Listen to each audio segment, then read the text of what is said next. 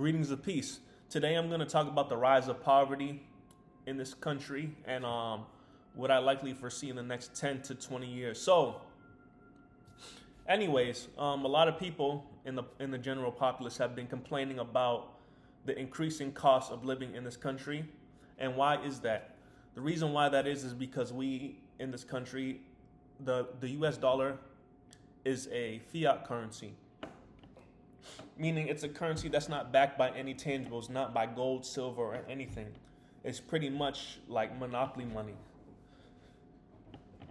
Every year, billions and billions of these dollars are printed, by our fractional reserve banking system.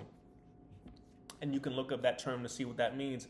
Essentially, it means for every dollar you lend to the bank, they can lend out they can create 9 times that amount. Well, the limits may have changed, but as of, it's been a while since I delved into that. But in this country, so pretty much every dollar you give to the bank, they're able to print or lend out 9 times that amount. If that's changed, I'm not sure. I haven't looked into it in years. But that's pretty much the fractional reserve banking system. And like anytime, they loan somebody, they give a loan to somebody, whatever they use for collateral, whether it's a house or the car or whatever, the value of that amount, they can also lend out 9 times that amount and create it out of thin air. So when you do this, the currency devalues. So it's not really that the cost of goods are getting more expensive. It's just that our dollar is being weakened. Now you would think most people would understand this, but they don't. So that's why I'm here to tell you this. So that's pretty much the cause of increased living.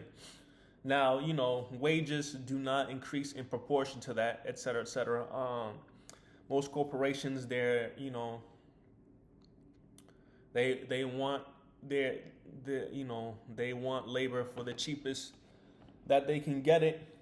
Not only that, many of the jobs that are available to the general populace are low-skilled jobs that don't take a high degree of skill or education to do.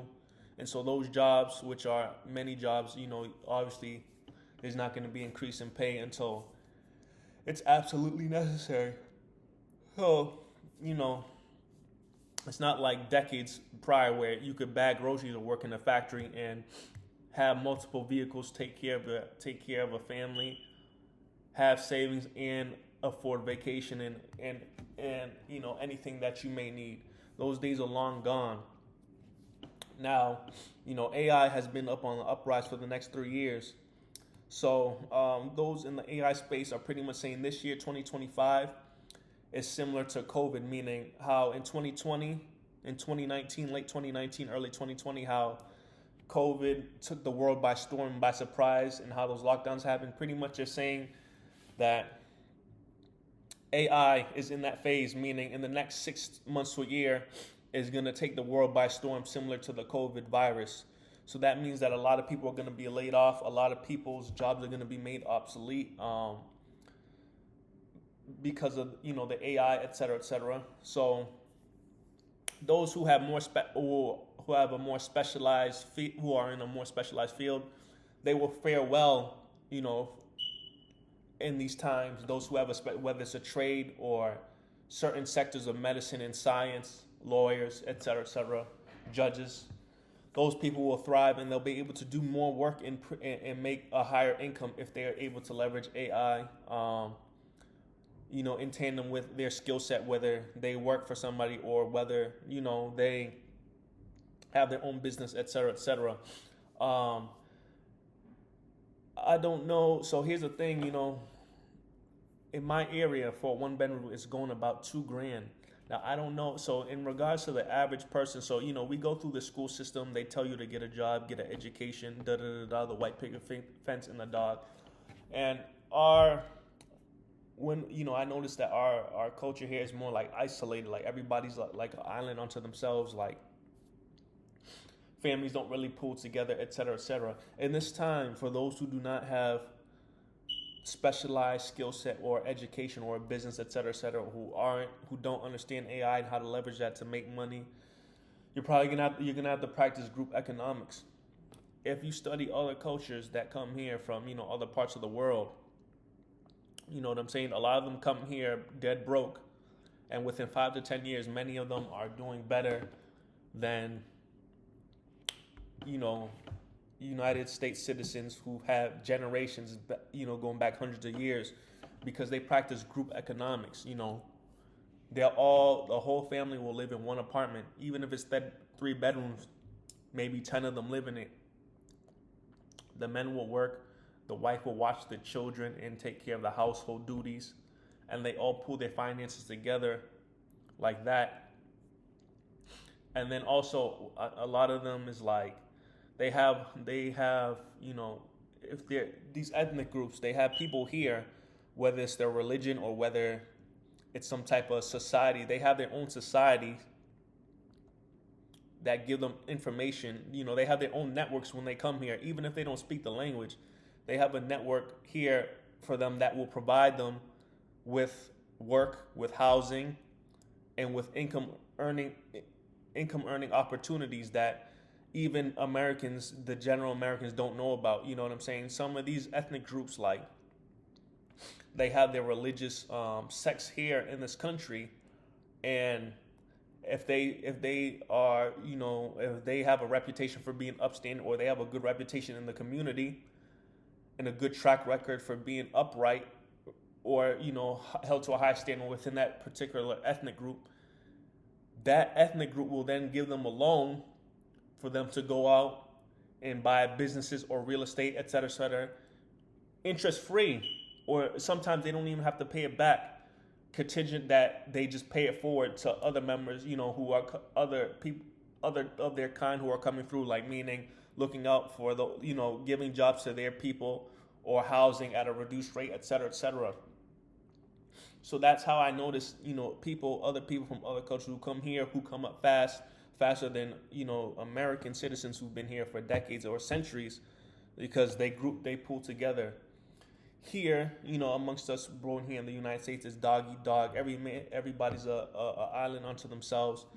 You don't really know your neighbors. Families don't really get along. At the job, people are trying to, like, knock you down, get you fired, gossip, politics, da da da da. With these other groups, they could be in this country not 10 years. They could be in this country 10 years, not even speak the language, and be worth tens of, 7 or 8 figures, because they know how to move as a unit. So for those of you who are struggling, you're gonna have to collaborate with people that you trust in order to get through these hard times and pull together and facilitate something for yourselves. You know what I'm saying? You're gonna have to learn to network and collaborate with others without the drama. Eventually, you know what I'm saying? So we're on a fiat currency. If you study history, every culture in every country that has gone on a fiat currency has eventually collapsed. Greece collapsed, ancient Greece, you had Zimbabwe, you had Venezuela, da da da. If you want to know what that looks like, you have to study the situation that's going on in these particular countries right now. For what that looks like, you know what I'm saying? It could be very lawless, it could be very dangerous. It's wise to get some food and a plan, et cetera, et cetera. Now, not everybody has that, because we're not all on the same wavelength. People take the stuff in this country for granted, and they think it could go on forever, and that nothing bad can ever happen in this country or collapse, et cetera, et cetera. But we will see something like that in our lifetime, probably in the next 10, 20 years, maybe sooner. Who knows? But times are definitely getting tougher. You know what I'm saying? And then with tariffs and all that, things are going to skyrocket even more. So the next 5 years are going to be interesting. You're going to see an increase in crime, whether that's robbery, domestic, cyber, et cetera, et cetera. A lot of things are getting ready to happen. It's best you get prepared and learn a skill set that will carry you into the future. It's good that if you learn a trade, or you learn about AI or something of that nature, in regards to the urban community in the city, in these cities, and what I see is that there might be a permanent underclass arising. I noticed the youth are enamored by by these gangster raps and this gangster lifestyle and this criminal facade, this criminal aura. You know what I'm saying? Their logic is backwards, and they're enamored by things that will set their life back or even risk their life or their freedom.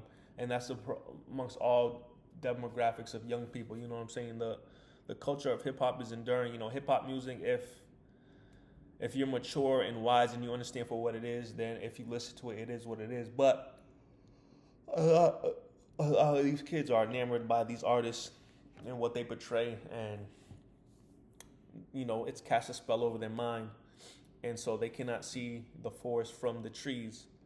A lot of people are gonna get it. We have to make sure that you're one of the ones that thrive. In regards to the social situation and then in the climate that's gonna be coming up in the next 5 years, I don't know what that's gonna look like, but for me, I have plans for myself to not be around to see any of this in the first place. You know what I'm saying? So I'm not really concerned about that.